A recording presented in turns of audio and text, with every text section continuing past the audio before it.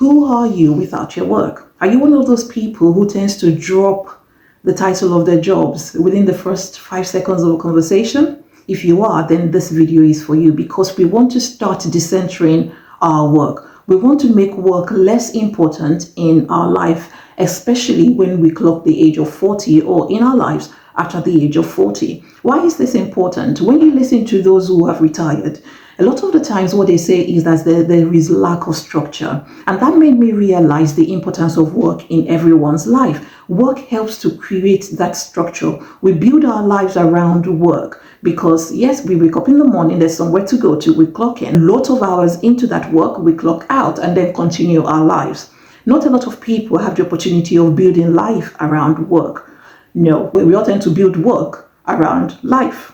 So, with this in mind, I have 5 ways that I think that we can make work less important in our lives. The word decenter work. The first thing we want to do is to find hobbies. We want to find creative outlets, things that will bring us joy, bring us fulfillment outside of work. No, it's not going to be within the workplace. It's going to be outside of the work. So if there's something you've always wanted to do that doesn't relate to what you studied at university, doesn't relate to what you do for your day job, you want to start exploring them. You can be like me. I am sharing my thoughts on YouTube. You can do the same thing. You can blog. Yes, that is right.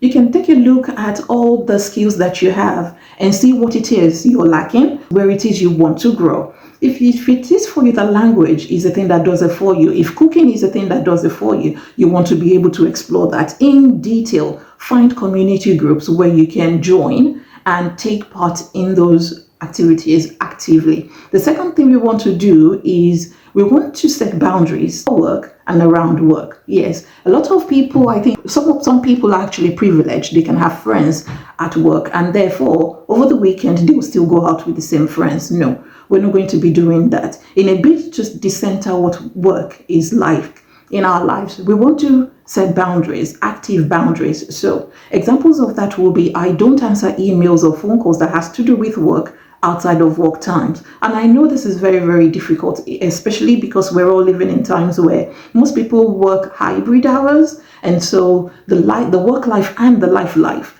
is merged. The boundary is blurred. Yes, I totally understand that. But we want to maintain discipline. And in maintaining discipline, we want to be able to stand firm in whatever it is we have set for ourselves. So no work emails at dinner time, no checking of your phones, or doing anything that has to do with work over the weekends. When you take annual leave or you book on holiday from work, you don't want to be reachable. No, you really do, unless maybe the building is burning down and you're the building manager. It has nothing to do with you. You are off work and therefore you should be off work.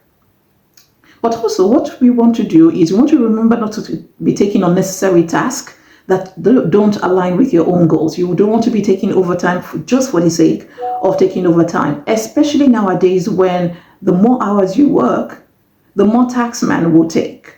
So you want to be conscious of that. The third thing I want you to do is when you join those community groups, when you join that swimming club, you want to start reintroducing yourself, not including your job title, not including your professional career, not including what you do as an occupation. No, you want to introduce yourself and find a different identity. Start decentering. Work is work. You are you. Your identity is not work. That is what you do for a living, but that is not the whole of you. That is not a huge holistic representation of who you are. So you want to start finding other personalities that are within you. You are allowed to be bipolar if you want to be, because I'm sorry, no, that's not meant to be a joke. But what I'm saying is you're allowed to explore yourself as much as it is possible to do so.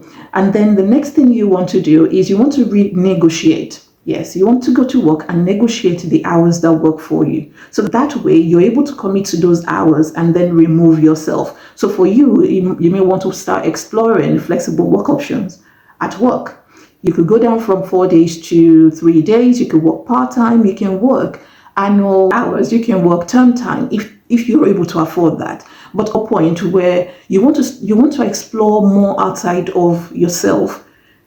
And in order to do that, you need to commit time to it. In a world where a lot of people tend to work full-time to be able to commit to their bills and utilities and continue to have a wholesome life, at some point we need to make some sacrifices. I'm not going to sit down here with you and say to you, all you need to do is just keep going and not be able to take time off work or not be able to cut down the hours. That is not practically possible. At some point you'll have to give sacrifice in order for you to plan for that dream life that you really truly desire. If that is what you want to do, a small sacrifice is going to pay off in the long term for you. And then you want to grow like trees. I remember watching a video this morning where the creator said that we pay attention to the obvious signs of success and we don't think about ourselves. Trees grow upwards and downwards. They make sure that they are expanding their roots, and that is what we want to start doing as human beings. That is what we want to start doing as over 40s in a workplace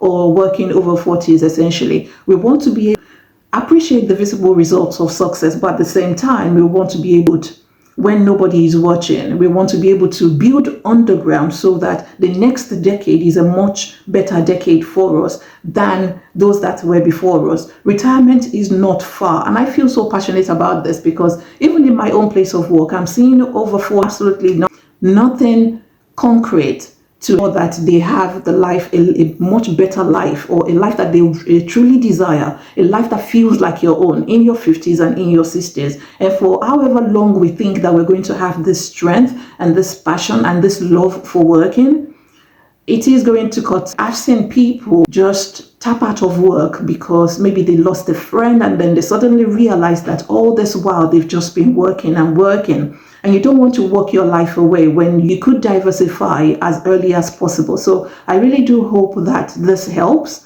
I hope that you are able to think of other ways that you can make work less important in your life by exploring who you really are. And I'm going to be creating another video on a 5-step plan on how we can use this for retirement, how we can stop letting work take control of our lives. If you're interested in that,